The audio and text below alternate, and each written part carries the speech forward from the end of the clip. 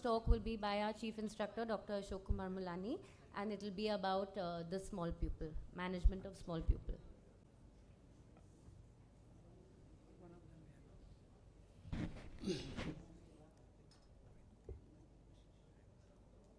Good afternoon, everybody. I'll first thank our chairman and the organizing committee for inviting us for this session. And we have a lovely group of distinguished speakers who will be joining us on this session. I have no financial interest. I'll be talking on small pupil management. There are various causes of small pupil, which include pseudoexfoliation and diabetes, chronic myotic therapy and chronic uveitis, which leads to posterior synechia and small pupils. Other causes include old age, ocular surgery, trauma. You must have also seen when you have a patient of cataract surgery on a particular day and next day you take them to the theater and you find that the pupil does not dilate. It is because of pupillary fatigue which it undergoes, and then you have to use different means to dilate the pupil. Today the most important cause is IFS. What is IFS? It is intraoperative floppy iris syndrome, which includes floppy iris that bellows or balloons in response to normal irrigating currents in the anterior chamber. There is marked tendency for the iris to prolapse from the incisions, which includes the main port and the side incisions. There is progressive pupillary constriction during surgery. IFS occurs due to use of temozolocin or Urimax, which is an alpha-1 receptor antagonist used for benign enlargement of the prostate. It relaxes the muscles of the bladder, neck bladder and dilator muscle in the iris, causes atrophy of the iris dilator muscle and decreased iris tissue rigidity. There are various difficulties incurred during the surgery in small pupil due to poor visualization, like iris damage, a small CCC which can cause difficulty in removing the nucleus and the nuclear fragments. The small CC can later on also cause capsular phimosis. There may be difficulty in IOL placement and the risk of PCR increases. And if this happens, you have poor visual outcomes and a very unhappy patient. One has to prepare preoperatively in patients of small pupil. Taking history of any medication is very important. During first consultation, observe if the pupil is adequately dilated. If a patient has IFS, one can use atropine twice a day for 3 days pre-op. One can use intraoperative phenocaine or any pharmacology products to dilate the pupil, or you can use OVDs to dilate called viscomydriasis. My main talk is to compare the use of two mechanical devices, the iris hooks and the pupil expansion devices like the rings. In one of the article in the JCRS of February 2019 by Nederito and Ursel from UK compared the use of iris hooks and pupil expansion rings, where they found the use of iris hooks took longer surgical time as compared to the expansion rings, while there was more anterior uveitis and corneal edema after the use of expansion rings.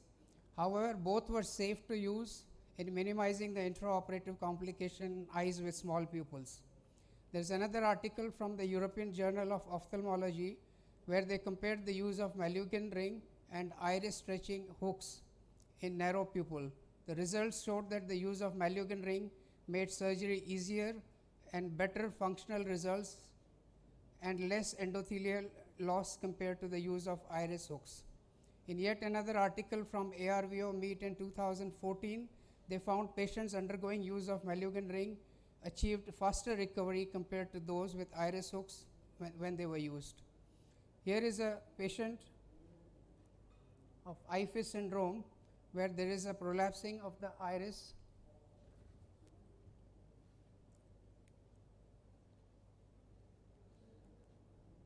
You can see the prolapse occurring from the main port, and I'm trying to manage using iris hooks. And whenever you are using iris hooks, you must use them parallel to the iris. If you indent them from the corneal side, you will have tinting of the iris, and the restriction of the management with the obstruction with the instruments will be there. Always put OVD between the iris and the anterior capsule so that you create a space for the iris hooks to be placed there. You can see in this video, in spite of using the iris hooks, putting the phaco probe was difficult because of the floppy syndrome, and the iris was coming in the way of the phaco probe and making the procedure difficult.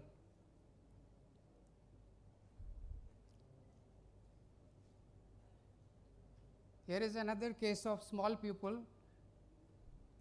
where I tried to use intracameral mydriatics and viscomydriasis.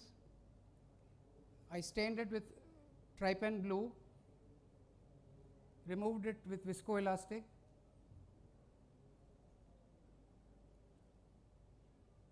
then did capsulorhexis along the pupillary margin. In spite of that, we found the pupil was still small. Then we used a pupillary expansion ring. Here we are using Moluccan ring.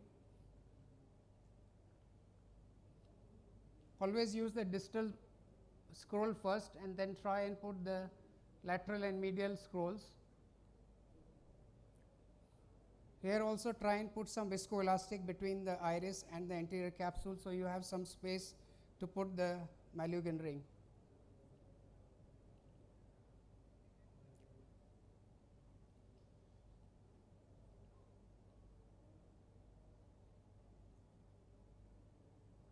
After completely putting the Moluccan ring in all the 4 places, we have a diamond shaped pupil which actually becomes more round because it has a 8-point fixation, and you are able to perform the phacoemulsification uneventfully.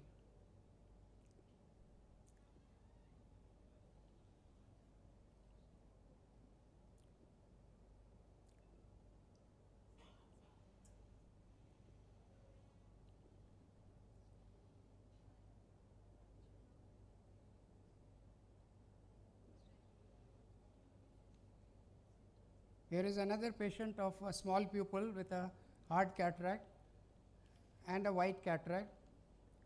We were struggling to put the Moluccan ring, and during the process we found one of the scroll going under the iris.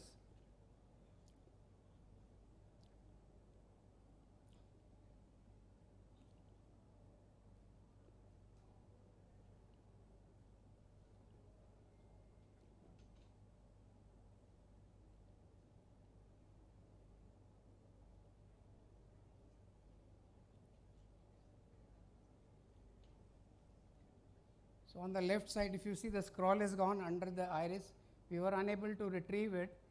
So in this unusual case, we used iris hooks and the Moluccan ring together, which is quite unusual, and we were able to perform the cataract surgery uneventfully.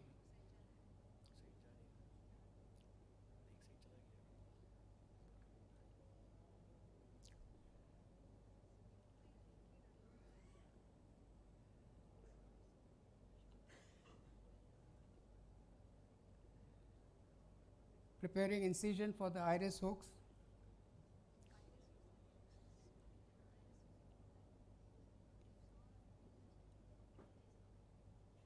Don't over pull the iris hooks, otherwise you cause trauma to the pupillary margin.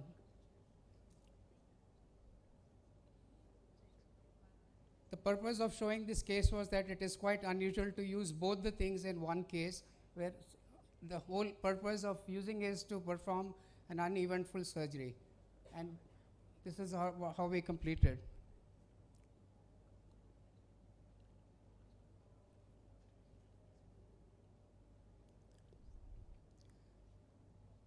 Comparing the iris hooks to pupil expanders like Moluccan ring, iris hooks are quite inexpensive, easy to learn.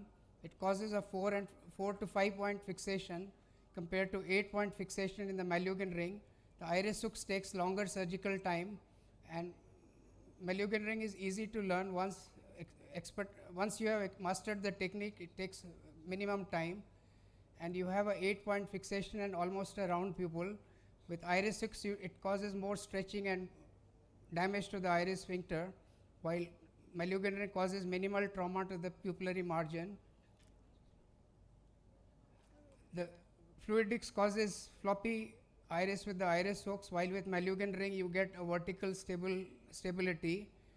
With iris hooks you have additional paracentesis created, while Moluccan ring goes through the main incision. To sum up, Moluccan ring is my preferred pupil expander ring, as it is easy to use and less traumatic compared to iris hooks. I would like to thank my daughter for helping me to prepare this presentation, and thank you all for patient listening. Thank you.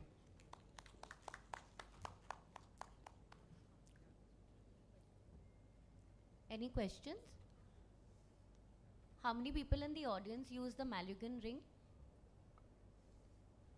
Does anyone reuse the Moluccan ring? Sir, how many times do you, and how do you sterilize it?